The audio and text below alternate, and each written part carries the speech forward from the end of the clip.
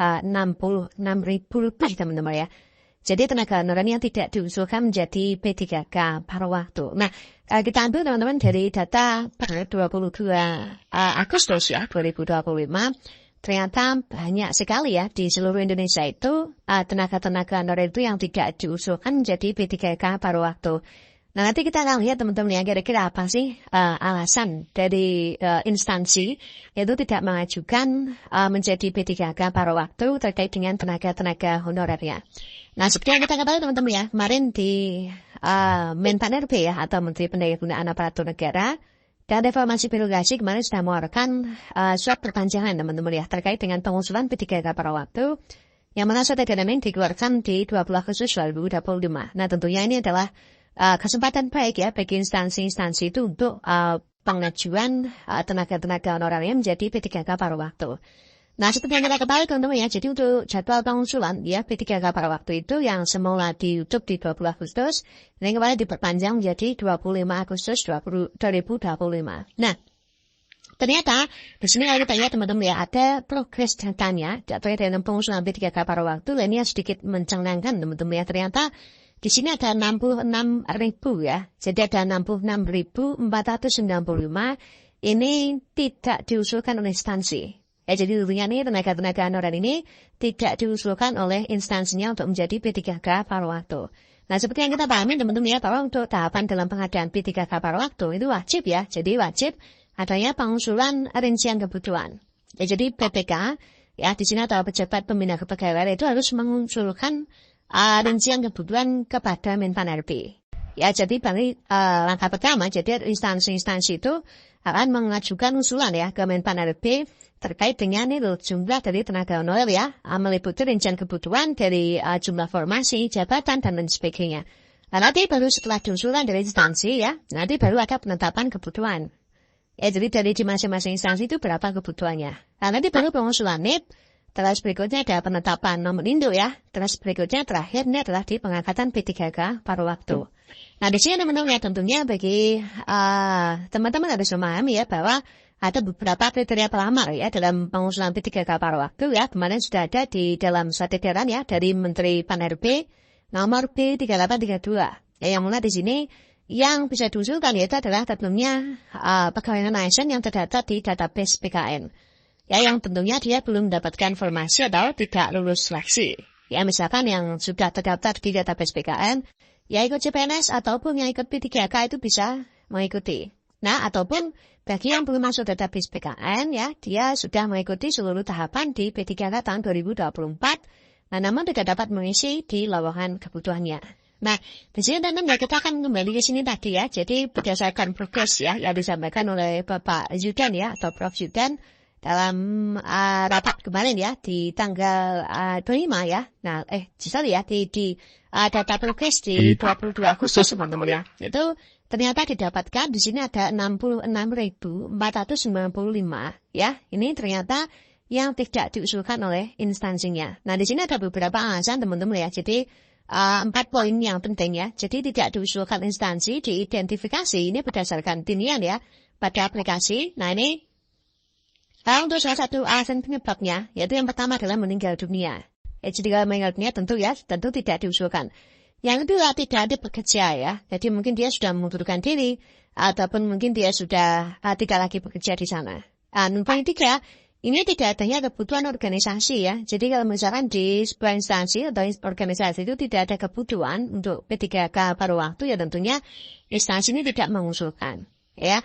Nah, poin ini yang paling krusial yaitu tidak tersedianya anggaran ya. Jadi kalau misalkan di instansi A, B, C kalau misalkan dia tidak memiliki anggaran ya tentunya dia tidak diusulkan jadi P3K paruh waktu. Nah, ini kemarin sudah disampaikan oleh Prof. Zudan teman-teman ya, atau Kepala PKN ini terkait dengan ada beberapa instansi itu yang tidak mengusulkan. Nah, terus susunya teman-teman kalau kita lihat di datanya ya, datanya di sini ternyata yang ditolak itu ini ya, yang ditolak tadi ya ada 66.495. Tentunya terdiri dari L1, R2, R3, R4, dan juga R5. Nah, di sini ada 10 ya, ada 10 instansi dengan jumlah tolak terbesar untuk usul non-ASN menjadi P3K paruh waktu. Nah, di sini kalau kita lihat ya, paling tinggi itu adalah Kabupaten Mamuju dari Provinsi Jawa Barat ya, termasuk juga Jawa Timur ya, DKI Jakarta, Tuban, Malang ya, Sumber Barat, Bekasi, Blitar, dan juga Boyolali. Ini adalah instansi-instansi yang dengan jumlah terbesar ya untuk penolakan ya untuk P3K paruh waktu. Nah, kita akan dengarkan teman-teman ya, jadi penjelasan secara rinci ya oleh Kepala BKN penyebab mengapa sih tidak diusulkan menjadi P3K paruh waktu di tahun 2025 ini. Kemudian kami ingin laporkan Bapak Pimpinan terkait dengan total potensi tenaga honorer yang paruh waktu.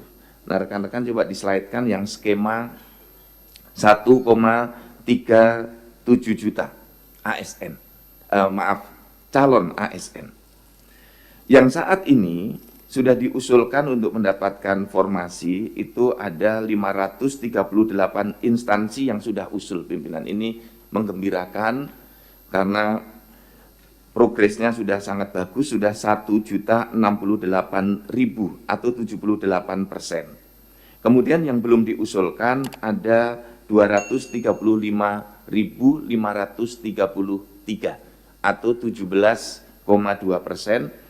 Dan yang tidak diusulkan oleh instansi 66.495 atau 4,9%. Nah, yang tidak diusulkan ini teridentifikasi dengan berbagai alasan, antara lain meninggal dunia, kemudian sudah tidak aktif bekerja, instansi menilai tidak ada kebutuhan di organisasinya, dan keempat, tidak tersedia anggaran.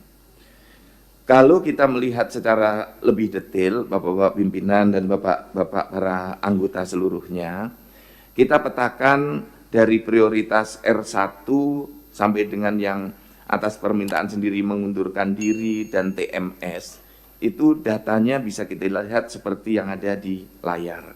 Dari potensinya 1,37 juta, sudah diusulkan 1.068.000, ditolak 66.000, dan belum diusulkan 235.533 orang. Dan kalau kita melihat dari sisi alasan ditolak, tidak aktif bekerja ada 41,6%, tidak tersedia anggaran ini besar, kurang lebih 39,7%, hampir 40%, tidak ada kebutuhan organisasi 17%, dan meninggal dunia 1,6%. Bapak dan Ibu, ada juga dari data yang ditolak tidak diusulkan tadi, ASN-nya, itu kalau kita lihat 10 instansi yang paling banyak jumlah ASN-nya yang ditolak, sudah pasti ditolak menjadi bagian dari 66.000 itu, misalnya Kabupaten Mamuju, Provinsi Jawa Barat, Jawa Timur, DKI Jakarta, Kabupaten Tuban, Kota Malang, Kabupaten Sumba Barat, Kabupaten Bekasi, Kota Blitar, dan Kabupaten Boyolali. Ini yang 10 besar jumlahnya terbanyak. Yang di bawah ini masih banyak yang ditolak datanya yang sudah disampaikan oleh BKN ke instansi. Demikian Bapak Pimpinan beberapa langkah yang kami lakukan dan detail laporan kami untuk mohon arahan untuk kita tindak lanjuti bersama-sama. Terima kasih banyak, mohon maaf lahir batin. Wassalamualaikum warahmatullahi wabarakatuh.